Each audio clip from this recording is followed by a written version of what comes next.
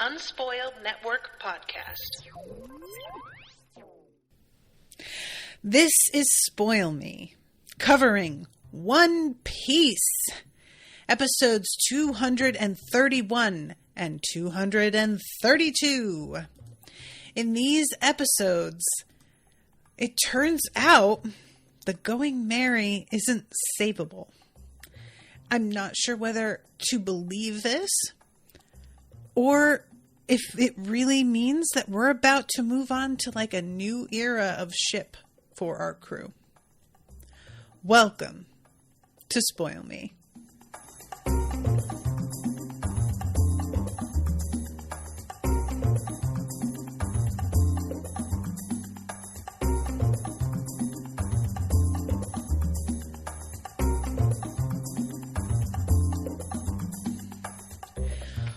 Welcome to the show, everyone. I am Natasha. Thank you very much to Gabriela for commissioning this episode. What's up, Gabriela? Trish, that sounds amazing. Oh, God. Boo. I was talking about a maze that I found before starting the recording, and Gus says Zorro would need to lead them through it. Oh, can you imagine? They would spend the entire time just trapped in the maze until eventually Luffy got frustrated and then punched his way out, I assume.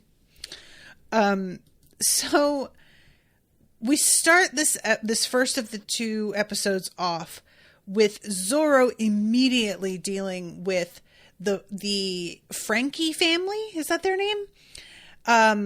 Who are, I thought that they were going to be pirates, but they are bounty hunters actually. Now, we get a slow pan over these guys. Y'all, I can't possibly go through every single one of these outfits because that would take up at least 15 minutes, I feel like. This family they look like Mad Max meets the Village People somehow. Like there's something about them that feels super gay, and they all there's like a couple of them that have these sorts of it looks almost, I'll tell you what they look like to me. They look like high-waisted bikini bottoms that have buttons running up either side of like the belly area, which I have seen that sort of design when the top part of the bikini was like a sailor sort of look. So you have like the buttons going up to sort of imitate like a uniform. And then you have the bikini top that's like stripy white and blue, or it has like anchors on the boobs or something. This is that, but it's like topped with suspenders that remind me of the lederhosen that like is the traditional German clothing. It's like that kind of suspender with the two, there's like a sort of cross piece that's almost like a half a cummerbund or something. I don't know what the fuck is going on here, but they have pants on or like leggings or something on underneath those bottoms. One of them has like a vest on and the other has no shirt on at all. Then we've got a huge, absolutely spherical man. You know what? I take it back. He may not be spherical. He may be disc shaped. He may be flat. I don't know. I don't recall seeing him from the side. I'm assuming he's going to be spherical. If, however, he turns out to be flat, that will be pretty interesting, and I would like to see that. He has no shirt on, but he does have on a bow tie. Like, maybe he works for Chippendales. No apparent, like, method of attaching this bow tie, we'll just assume it grows naturally. And he also has suspenders, but he doesn't seem to have the same, like, exact thing going on. It's hard to tell because he's so huge that they're kind of out of sight, the bottom part of this, like, ensemble. He also has real weird little goggles on, which it looks like actually all of them are wearing, now that I see that. And then we've got this dude who's in, he's shirtless, but he has, like, guards on. I mean, are they epaulettes if they're for protection? Because they look like the kind of thing, they're almost like the kind of shoulder pads football players wear. And I can't tell if what he's wearing is like a skirt or very loose pants, but there's definitely a sort of like Aladdin-ish genie kind of look to them.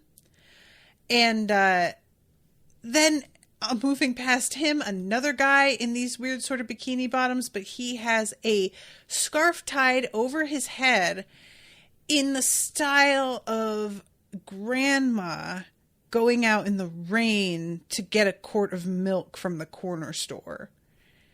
It is not a look at all. It is not. It is, and they each have like stars somewhere on their person as well, which I guess is like part of their deal. And then the last one is this dude who is very frowny faced. Out of all of them, like, they're all sort of making their, like, grr, I'm about to fight face. Except this last dude who looks straight up like, I don't want to be here today. He has got rippling black hair and a very square jaw that is almost like reminding me of, oh man, I can't remember his name. Shit. Oh well. There's the cartoon character who is the singer from the Pixar movie about, oh my God, the Day of the Dead. I am so bad at this. I'm sorry, guys. But there's just something about his look overall that gives, like, news anchor, you know, like Stone Phillips. There is a news anchor called Stone Phillips. I don't know if he's still out there. I don't remember what he looks like, but this guy looks like he would be named Stone Phillips. He is wearing, it looks like the same sort of bottoms, but he has a big jacket over it, so it doesn't have quite the same ridiculous appearance at first glance, I should say. And the shirt he's wearing over it is yellow with a big burgundy, like, flared collar that's very 70s. And just a sort of weird, like, circle dot pattern all over it, almost like targets. So we get this slow pan.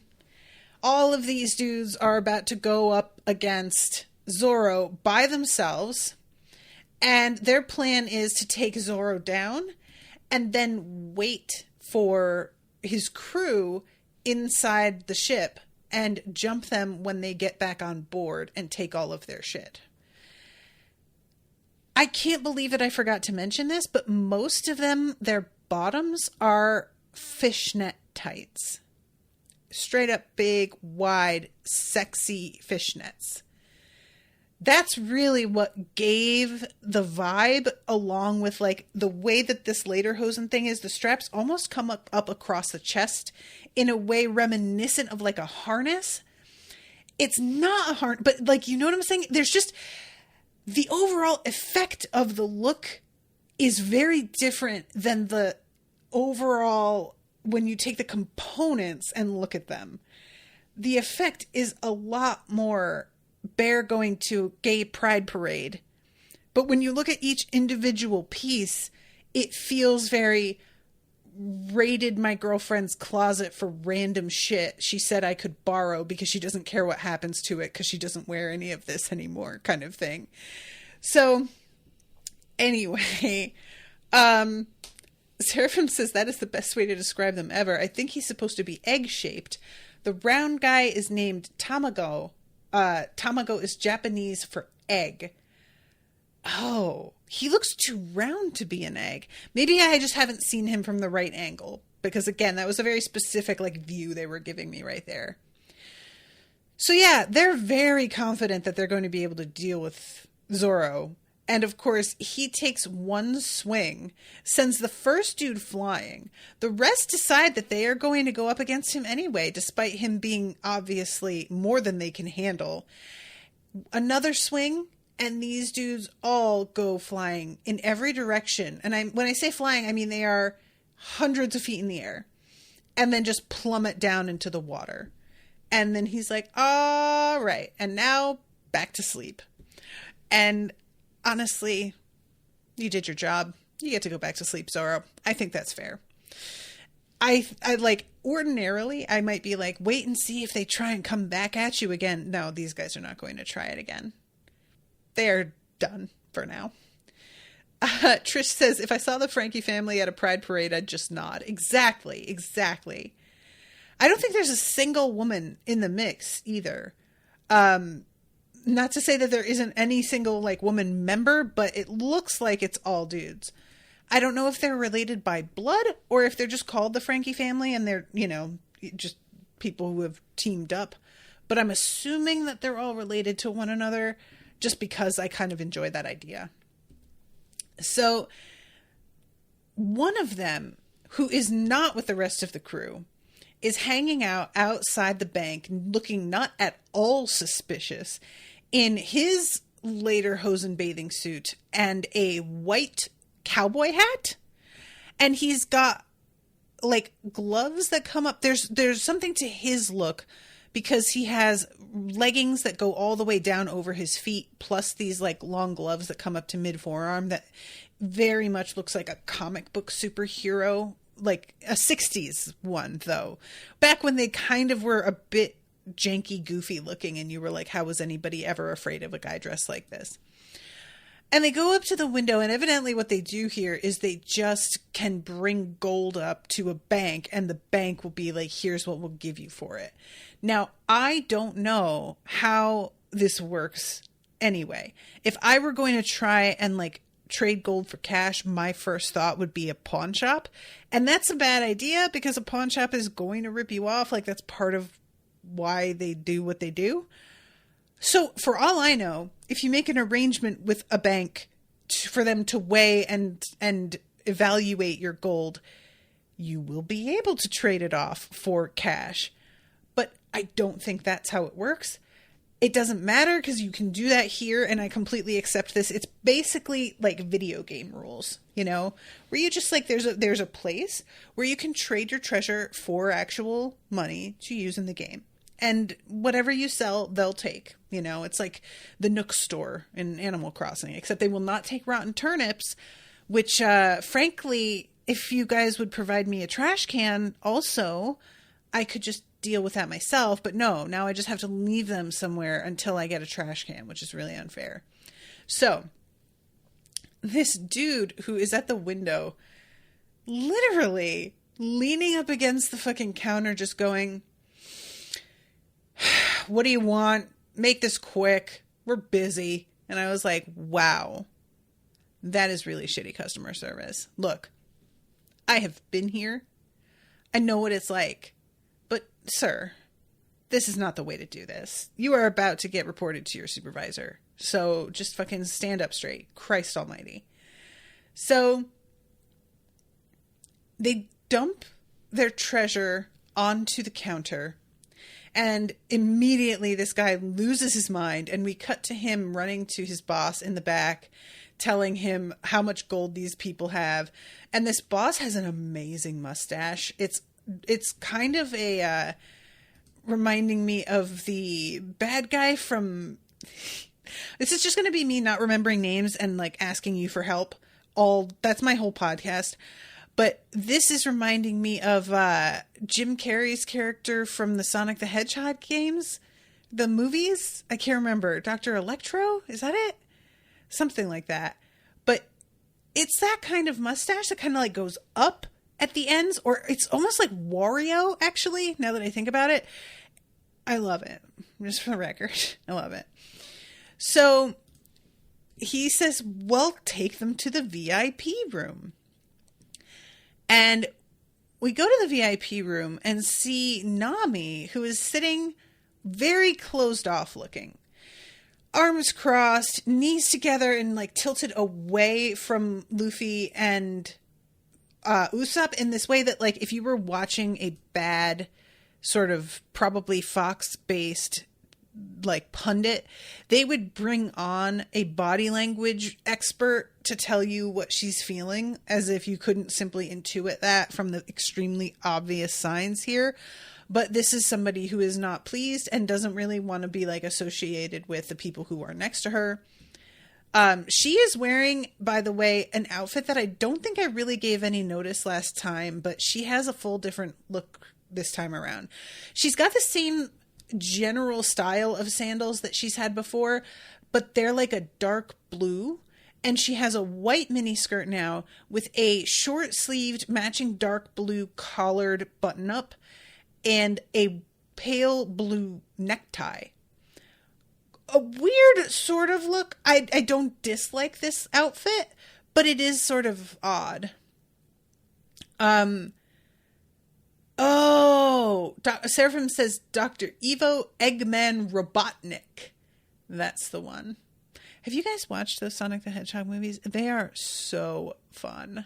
I really like them. I mean, they're bad, but they're bad in a way that's like, yeah, so we're bad and it's bad. It's a bad movie. Whatever. We're having a good time. Jim Carrey is just fucking having the time of his life. It is hilarious. Anyway, the boys are delighted with this fucking couch, saying that they need to get one. And then we go to this dude who is inspecting all of their gold. And we see the like telltale signs of how much he is trying not to freak out. He is sweating. There are those like veins in his eyeballs in the, you know, that's always a sign of like, I'm trying to hold back an extreme reaction right now. And they're all sort of waiting for his judgment, but it's only Nami that seems prepared to like see through this man. He says he's been an appraiser for 25 years. This is roughly estimated at 100 million berries. And when he says that, the view pulls out of the bank and you just see the bank bouncing around like it's made of rubber, going moo, because they're so excited. And I'm thinking, yeah, he looks too shady. He is sweating. All of this is pointing to he's full of shit. And Nami, finally, he puts out a contract for them to sign and says, I want you guys to sign this basically with their thumbprints, which I thought was interesting. It's not even like a regular signature. They have to sign as well, but the fact that there's a thumbprint as well, I thought that was like surprising. Nami isn't saying anything. Luffy and Usopp are 100% prepared to take this money. And she slams her foot down on the table and looks at this guy and is like, okay, so couple things. One, I forgot to tell you, but he has a 100 million berry bounty on his head. I don't know why she told him that. I don't know if that's supposed to change. I think what she's saying is basically, don't fuck with us, I guess. But it did feel like not the thing you want to say to a banker. I don't know. And then 2, she does not accept the appraisal. And then 3, if you lie to us again, it will be the last lie you ever tell. And he apologizes, and it turns out it was worth 300 million berries. So they are filthy, filthy, filthy rich at this point. I am so relieved that Nami was here, which she says later, like, aren't you glad I was here? It's like, yes, we're all glad you were here. Thank you, Nami. Honestly, everything is owed to Nami. So these dudes do not know how to handle their shit. Luffy initially just yells 100 million berries and gets the attention of the entire town. So that is already him not knowing how to do shit. Secondly, when they leave, they each have a suitcase full of money. Literally, suitcases full of cash. Which brings me to that joke from Austin Powers in which it's like, well, we had to pay for the case, so that's been deducted. Well, true, but I didn't choose this case. Well, it's a very nice case. So whether the case is nice, that's not really material to the... I kept thinking about that. But anyway, all of them are, hey, I don't know how to keep attention off of me while carrying this, except for Nami. But Nami draws attention because she's just super hot, and apparently everybody here cannot handle that. Luffy goes outside, though, and he is literally windmilling his arm around and lets go of the case, and it goes flying into the canal. And Nami and Usopp jump into the canal to try and save it. And I was thinking to myself, Luffy could just grab it back, though. And indeed he does, allowing the two of them to simply fall into the water. So, sucks to be them. But yeah, they beat the shit out of Luffy. And I was actually not mad at this. I like Luffy. But he really does need to get the shit kicked out of him a little bit more often by his own people. He gets the shit kicked out of him by outsiders all the time. That makes no impression. He's just fighting bad guys. But his own team really does need to put their foot down with him more than they do. And he does not hear reason. He just doesn't. It fucking doesn't compute. So if you gotta do it this way, I guess fine. And I love what he says. I'm sorry, will you please stop hurting my face now or something, is what he says in the dub, which was very funny to me. So then we see the Frankie family, and they're like crouching watching this whole thing because Mr. Cowboy Hat fucking guy went and got them and told them. And rightfully, he's like, yeah, they're carrying more on them than their actual bounty is even worth. So let the folks who went to his ship know that we're going to take these guys down and take their stuff this way instead. And Luffy is thinking, or no, Usopp is saying, we maybe should bring the money back to the ship. But they also have all of the briefcases in their little gondola. Luffy is by himself, and he's like, I can't believe that you guys won't let me near the money. She says, though, we're right near the shipyard, and they're going to need to come with us to see the Going Merry and evaluate what needs to be repaired. So there's no point going all the way back, dropping it off, coming to the shipyard, then going back to the Merry. And so they're heading straight there. And again, they're standing around in the street, and they are not being careful about what happens to these like fucking briefcases. But Luffy sees the shipyard, and he starts to just climb right over the fence. And this is when the strange square nose guy comes up to push Luffy off the fence and is like, you're an outsider, so how about we talk out there? And then he straightens up so that we can see his face. And I don't know what to make of this, guys, but everybody seems to think he looks weird. It's not just like he looks weird, like everybody looks weird in this world. He looks weird enough that the entire group kind of looks very put off by his face. He has perfectly round eyes, like a doll. There's something almost Pinocchio-like about the way he's drawn. And this is the dude who also has the really high collar of like almost a windbreaker and a regular old baseball cap.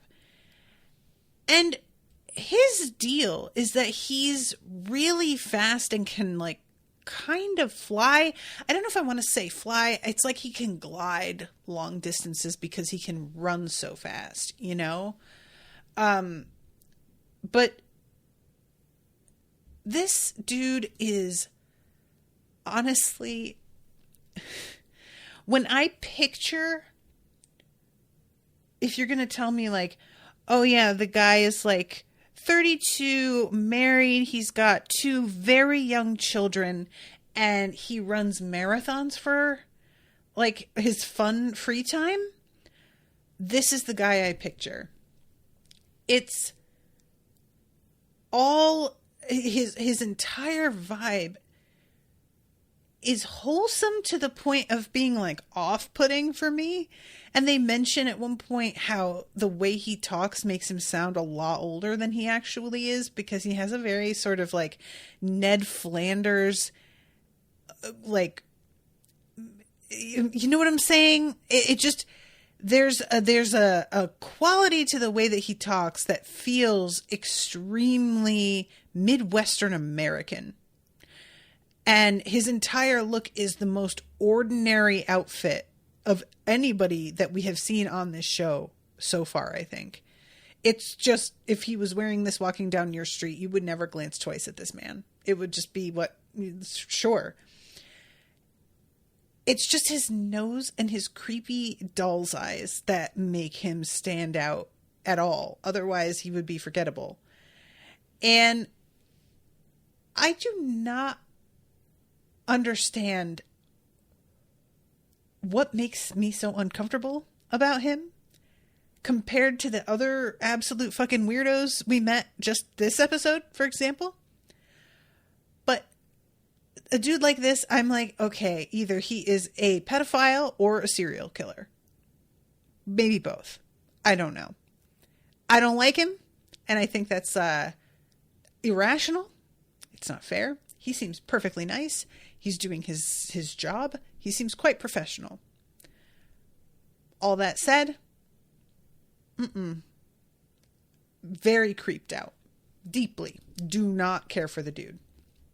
So, anyway, they talk about seeing Iceberg, and they give him the reference letter that they got, and he knows exactly who Kokoro is. And he says like, oh yeah, he's the mayor. He manages the sea train. Everybody here knows him. But if it's, if you're looking for somebody to do repairs on your ship, I could give you an evaluation and take a look. Where is it docked? And as he's asking this question, he starts doing these like really intense stretches. And he says, I'll go and take care of that and come back in about 10 minutes and let you know around how much it's going to cost, so that when you talk to Iceberg, you will already have an estimate to work with. And he takes off running, and everybody is watching him just like, holy shit. And indeed, he is leaping to the top of buildings, and he is flying, but it feels like a flying of momentum. It does not feel like he's actually straight up airborne. And, well, he is airborne, but you know what I'm saying. It doesn't feel like it's a sustained flight. It feels like he just manages to like catch the air and use it like a flying squirrel, basically.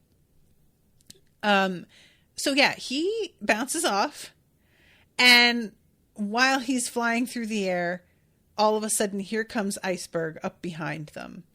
And it's just like, oh yeah, he's a shipwright. People call him, what is it? He says like Mountain Wind, I think. And as he's doing this, we cut to Sanji. He's getting food and talking about getting twice as much for the pretty girls, but he doesn't have them with him. He doesn't know where he is. At one point, he's given directions to take 6 lefts and then 17 rights, and he will get to this fish stall that the wife here is like saying her husband runs, and he gets completely lost. He can't take a gondola. He has to just walk, and there are a lot of dead ends. So he is at one point just, I'm going to sit down and just like get my breath back and wait and see what to do. But he has a lot of like food, so he's sort of worried that maybe it's all going to go bad before he even manages to get back to the ship. When he turns and looks behind him, he sees Nico Robin being like walking away with somebody, and he calls to her and chases her around the corner, and she's not there. There's nobody there. And she's with that person that we saw pass by on the street that had the mask on and the big sort of like checkered poncho, I guess is the best word. And there's no doorway. I can't see where they could have gone. But yeah, it's a weird moment. And this is where he just basically like sits down because he looks up and sees that dude flying past and thinks it's Usopp and is like, all right, am I okay? I feel like maybe I'm not okay. Maybe something's wrong. And he feels like perhaps I should just take a rest and recover myself. So then we go back to Mountain Wind, as I really do not like to call him. He goes to the ship and Zorro is fast asleep. I love when he's just like, excuse me, I wanted to come and evaluate your ship. And Zorro only half wakes up and is just like, oh, it's just Usopp. And then it's like a full 5 minutes before he stops and is like, wait a minute, that wasn't Usopp. So dude is walking all over the place and realizing, oh man, this, a lot of pretty significant damage here, actually. This entire mast really needs to be replaced. And then he apparently, like, Zorro wakes up, stops him, but then eventually he goes back to sleep yet again, because when we tune back in later, he's like pulling floorboards up, and Zorro has to once again come in and be like, what are you doing? And he's like, oh, I'm sorry to wake you up again.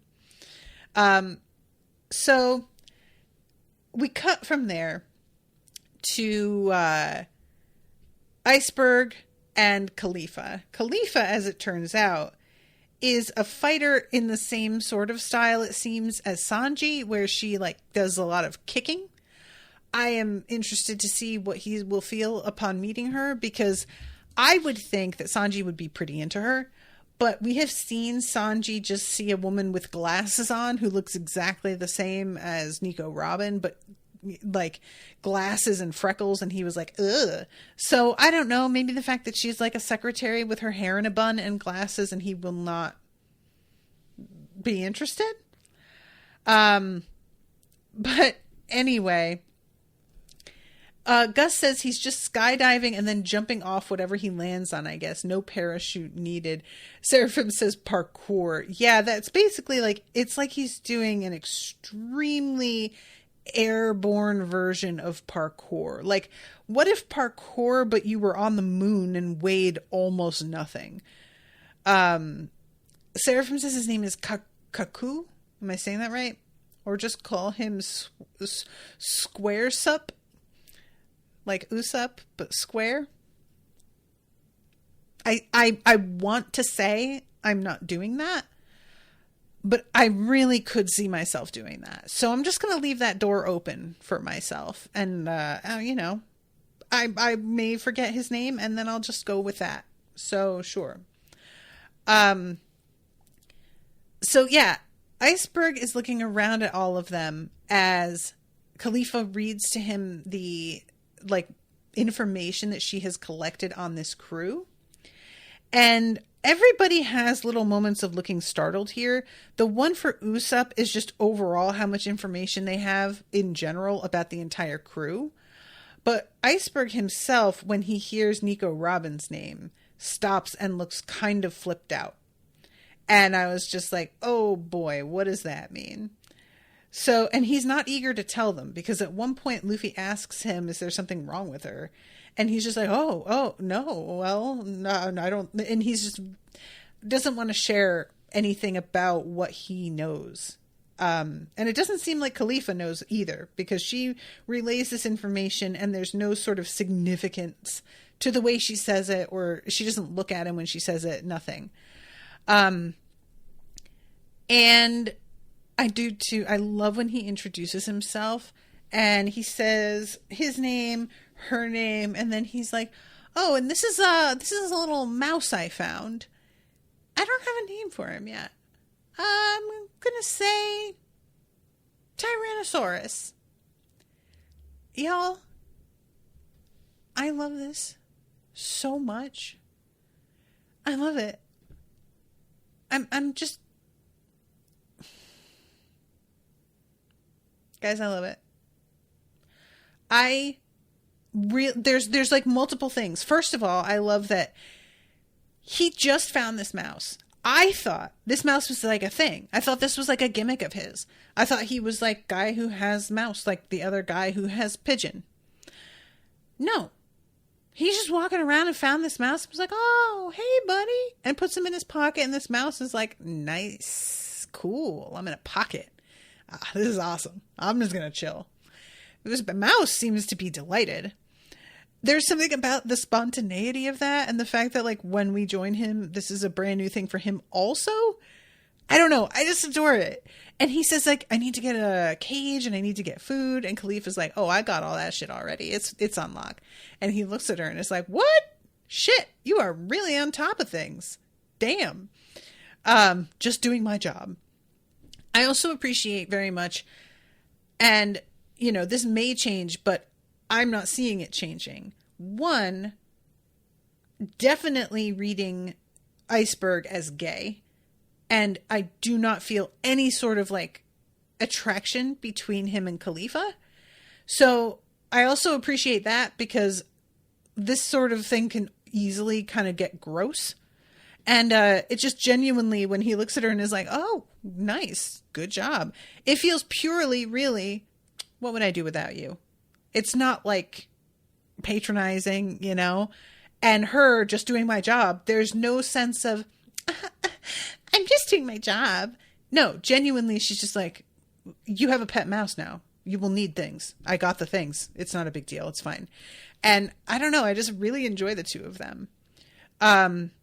So she tells him he has a meeting with a glassware factory executive, and then he has an interview, and then he has a conference, and then he has lunch with the mayor of Poochie. And then when you get back to the office, there's a folder with documents that I need you to sign. And he just says, I don't wanna. And she says, all right, well, I'll just cancel everything. And the crew immediately is like, dude, you can't just do that. You can't just cancel shit. That's really lazy. Do your job. How good of a mayor can you even be? And immediately Khalifa gets in their face. I mean, it's very literally in their face. She also injures him, though. She's a little bit too overzealous with this. She kicks out, and her leg sort of goes in like a circle, like a mixer.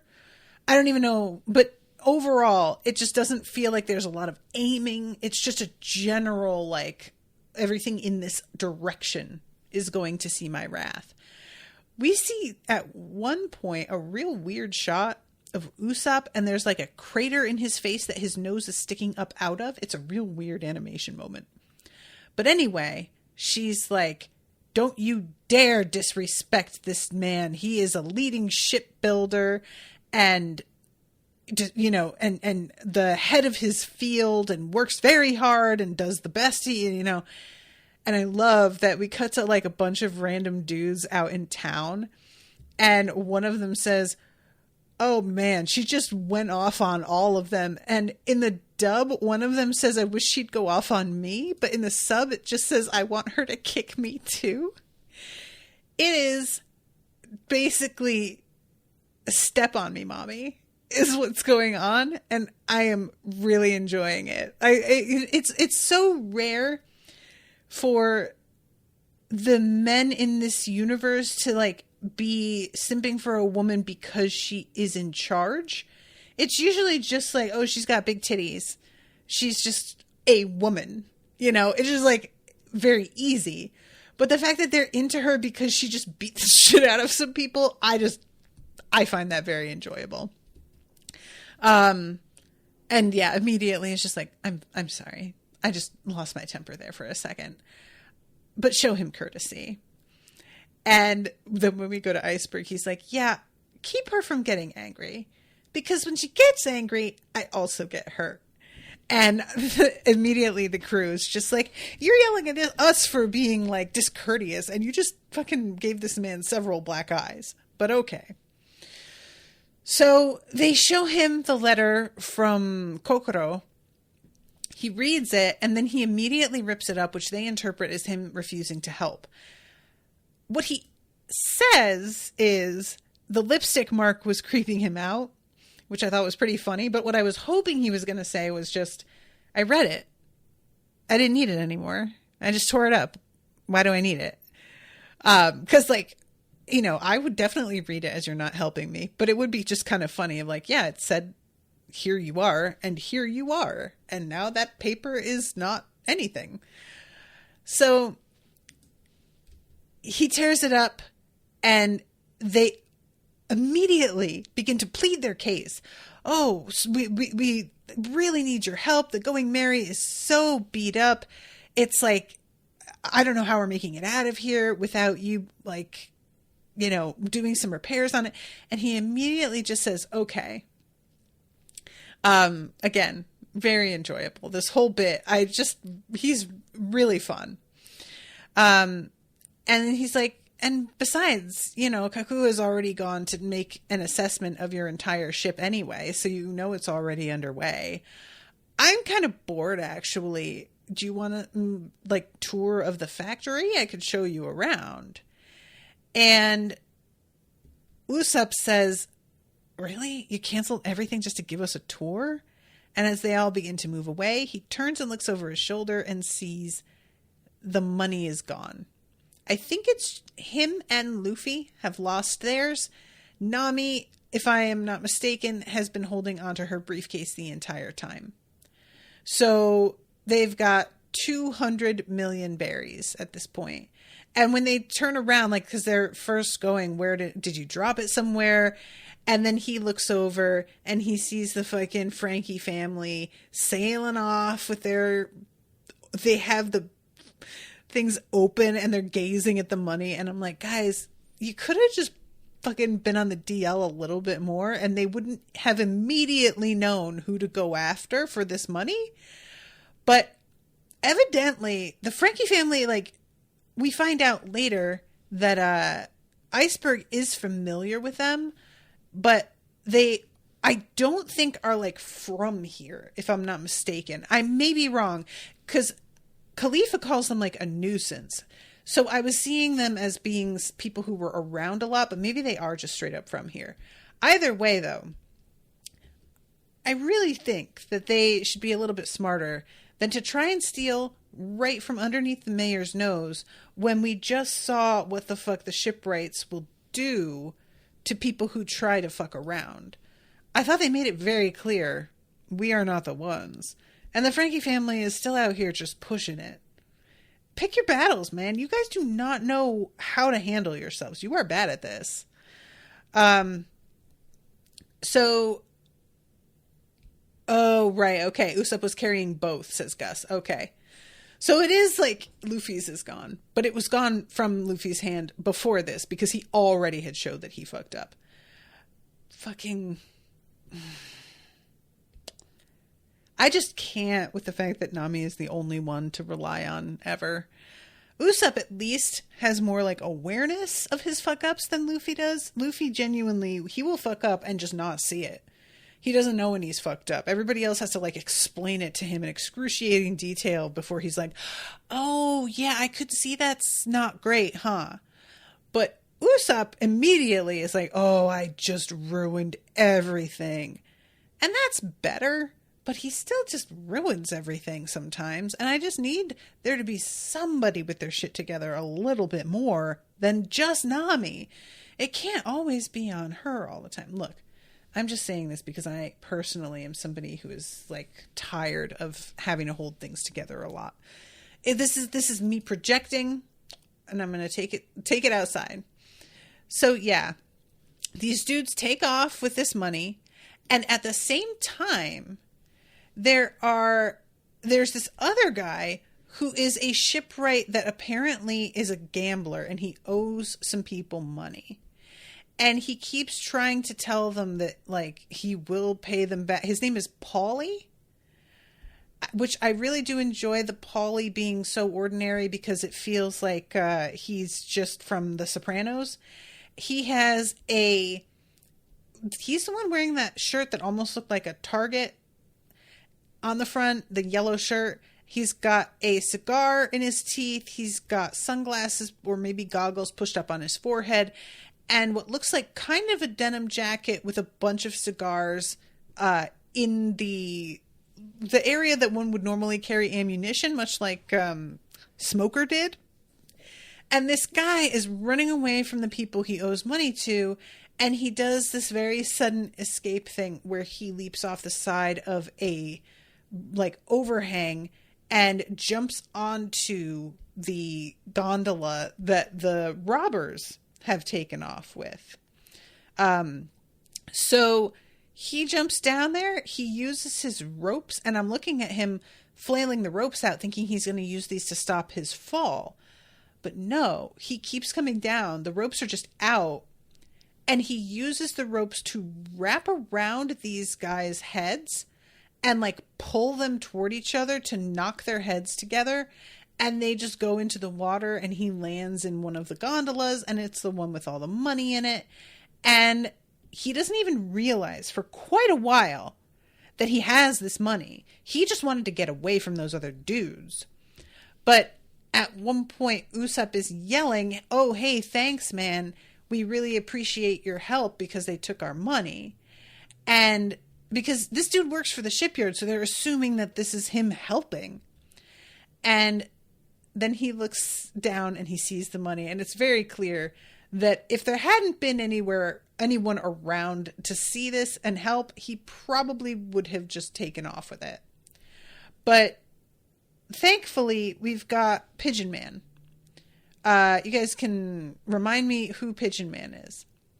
But he is... apparently, he doesn't speak. The pigeon only speaks. And this is hugely irritating to Luffy in a way that I find genuinely funny, because he is so distracted by the fact that this bird can talk that there's really he's almost, I feel responding as if this is witchcraft or something, it's a threat, but I'm getting ahead of myself. We go back to Kaku, Squaresup, and this is when he's pulling up the floorboards, and he looks into one of the main inner areas of the hull of the ship, and you can see when the camera sort of pulls back that there are holes in there, but there are holes all over the place that they have patched up.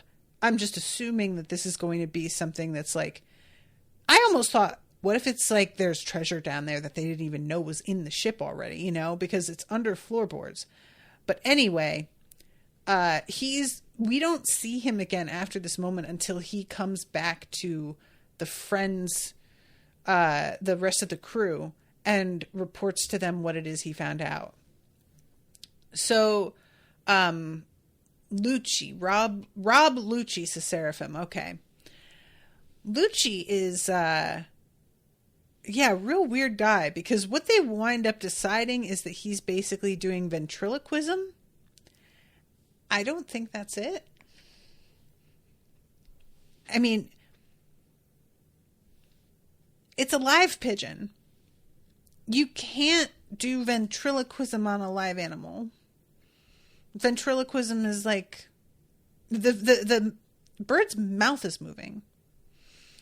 So I think he's just letting them think that because that's the only explanation that seemed to put Luffy at ease. But it's really weird. Anyway, I think it's kind of fun because the pigeon's voice is a lot more goofy, and Lucci looks like this sort of dude who would have a really low, sexy kind of voice. So the fact that he's actually got this high-pitched bird speaking for him is pretty amusing, actually.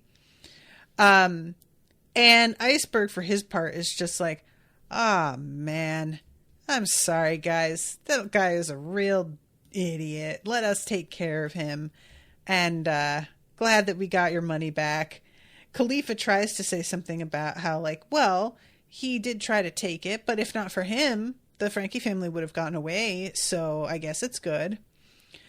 And this is when we find out that the Frankie family she calls a set of ship breakers. That she says they're also bounty hunters on the side. Ship breakers, like wrecks, like they break the wrecks down. Is that what she meant? And every time they find pirates coming through this city, they cause quarrels. They're a public nuisance. If they crush the pirates who come to our town, they can take their ship too. Then they dismantle the ship and sell the usable lumber. Okay, I missed that part. So, I mean, honestly, selling the usable lumber seems like less profitable than just selling the ship. But what do I know? And Usopp is like, are they trying to just like eliminate pirates? What is their deal? And Iceberg basically is just like, you just don't want to get on their bad side. How about I just say that? And Luffy says they didn't really look like they were that strong. And Iceberg says, yeah, those were underlings. Those aren't like, they are not the brains of the operations. The family's boss is named Frankie, and he is the one that you need to worry about. And this is when we cut to all of them being like dragged out of the canal and realizing like that the Straw Hats have really kind of outwitted them pretty badly. They're probably still at Dock 1. We didn't get their money. We didn't get their ship. We didn't do jack shit about any of this. So we have this news that we wind up getting from, oh my God, I forgot about the fight. I totally forgot about this because there's a fight between Paulie and Lucci. And Lucci's face doesn't change expression the entire time. It is pretty amusing. At one point when Paulie like throws him using a rope, he like whips him and he should have gone headfirst into the cement. Lucci just puts his hand down and is like in a one-handed handstand with his fingers literally dug into the stone of the ground to hold himself up. And Usopp is like, what is with all of these guys? Why? These shipbuilders are fucking nuts. And I love, in this fight, Luffy goes up to Paulie and is like, Paulie, think about this, man.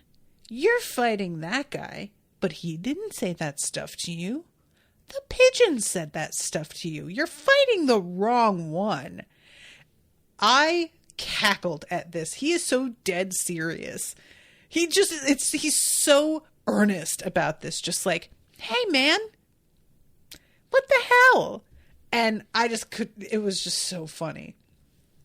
So anyway, they have this little fight. Eventually they decide that it's ventriloquism, which I guess we're going to have be the thing for now. And then we have this really weird moment where Paulie points at Nami and basically like slut shames her outfit and says she's showing way too much leg. This is a workplace for men. Look how you're dressed. And then when I almost called her Ashanti. Khalifa, I think it's because of Wiz Khalifa. She steps in to be like, Paulie, calm down. And he looks at her outfit as well because she also has a short skirt on. And he is saying the exact same thing. You too, Khalifa, haven't you learned your lesson? What does that mean? Your clothes aren't appropriate again. Don't like where any of this is going. And then if you want to look professional, wear pants or a long skirt. And Luffy just starts laughing and Nami is like, is he serious? Nami doesn't get mad. It's more just like what he is saying is so outlandish and absurd that she just doesn't know how to respond at all. But I really... Look, I just find it odd that we have like this weird slut-shamey thing, and then we had that like it's sexual harassment last episode. I'm just like, what is happening all of a sudden here? I don't like where any of this is going. But anyway, they go to these giant doors that like lead into the shipyard, which is really funny because it doesn't look like there's anything except like a 3-foot tall fence otherwise keeping them, separated from the rest of the city. And they go inside and Usopp is in hog heaven. He is so excited over all of the stuff that he is seeing them build and the way they're doing things. They're using like means of conveyance that he hadn't seen or thought of maybe. And he is just like really in his element. And Iceberg is being greeted with huge cheers by everybody. They know him and they clearly respect him. And we get the story from Khalifa that he was just so gifted that at the beginning, this island had 7 shipbuilding companies that were all in competition with each other. But that he was such a genius at what he did, everybody wanted to work with him. And he managed to pull them all together to become one huge company. And essentially, everybody is just like so happy with the arrangement. This is going to be probably how it is for the foreseeable future. And, says we have like really special craftsmen because we attract really amazing talent. So that's why a lot of the guys around here have like abilities that are beyond what you will normally see because we attract extraordinary people. And then we have Luffy, who is just smacking Iceberg on the shoulder saying, hey, hear you're a good shipwright, want to join the crew? And I love this moment so much. Luffy has no idea what he's really asking. It's just an assumption. Of course, I'm going to go for top dog. I'm going to go for the best of the best. So this is the guy who runs everything. He is the guy that I would like. And to his credit, I mean, Polly and Khalifa lose their minds and feel very insulted. But for his part, Iceberg just is sort of bemused and like, oh, are you looking for a shipwright? You guys traveled this whole way and you didn't already have one? And we see quite soon what the overall like price they paid for that is. But yeah, it's a fun moment because the idea that Luffy would just be like, yeah, we want this guy. I was like, that does feel like something he would do. So at this point, this dude tells them, well, if there's a shipwright that you get along with that wants to go with you, I won't stand in your way. You can take him with you, which is really nice to get that sort of reassurance. We then go briefly to Chopper, who has been trying to trace Nico Robin, and he stumbles across Sanji finally. And we just get a really short check-in with the two of them. And then we go back to the shipyard and Kaku is coming back to tell them about the assessment that he has made. And of course, our guys are barely listening to him. He's obviously got bad news, but they're not slowing down enough to fucking hear him. And what it comes down to is that the damage is so extensive, they don't think there's any way to fix the Going Merry. And I don't know if this is like a setup for, I'm going to make it seem like this repair is impossible, and then I'm going to have these extraordinary shipwrights with like powers beyond belief do the impossible, or if it's going to be a real, we need a new ship kind of moment. And you guys know, I've been advocating for a new ship for a minute now.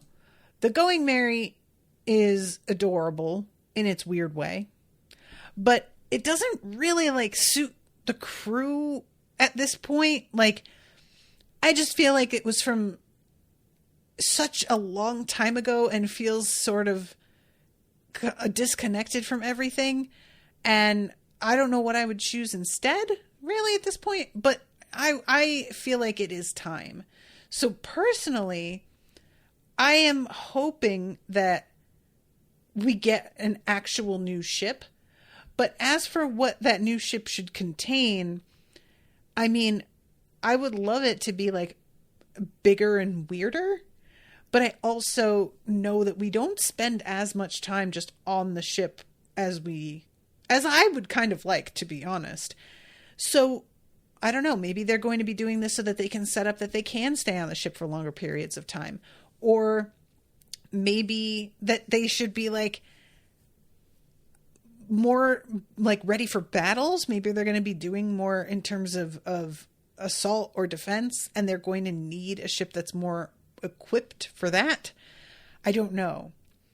But Seraphim says, but Mary is part of the crew. How can you just get rid of her? And Trish says, I don't agree. I like the Mary's cutesy nature, and I think it fits the crew's general silly nature well, but I also get not liking it as much. Yeah, I mean, like, the cutesiness of it is not actually a problem. It's more just weird to me. And I said this then, and I just stand with it. I just find it weird that the person who made this ship for them made it to look like himself.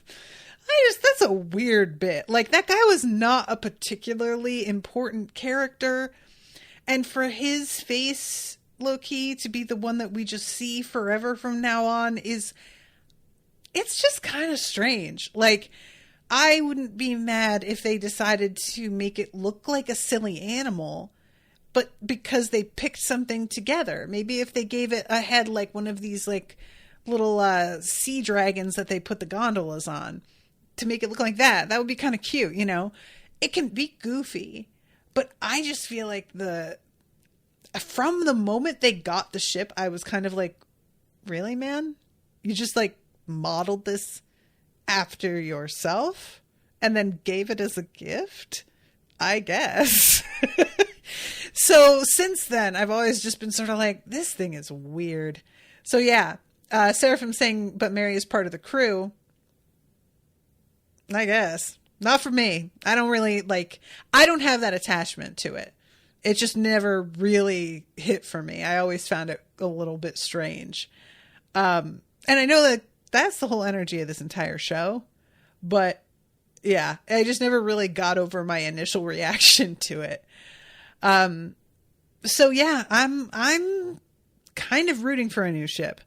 But I wouldn't be surprised if it winds up being, oh, we can repair it after all. It's just going to take like all of your money. How much do you really want the same ship when we could make you possibly a new one for less money? And that they decide, oh, we do want to spend all of our money to keep our old ship, which will infuriate me, but it is what it is. We'll see. But yeah, that's the end of the episode. So, I'm going to have to wrap up here, but y'all, I will see you next week, Tuesday, and then I will be on vacation. So there will be a little break there. And everybody is so sad about me shit talking the Going Merry. I feel like I had made my feelings on this ship quite clear for a while. So everybody acting all like hurt over this. I don't know what to tell you. Y'all knew where I stood on this thing. It's weird. It's a weird ship. It's fine. But anyway, all right, guys. I will be seeing you next week. And until then, toodaloo, motherfuckers.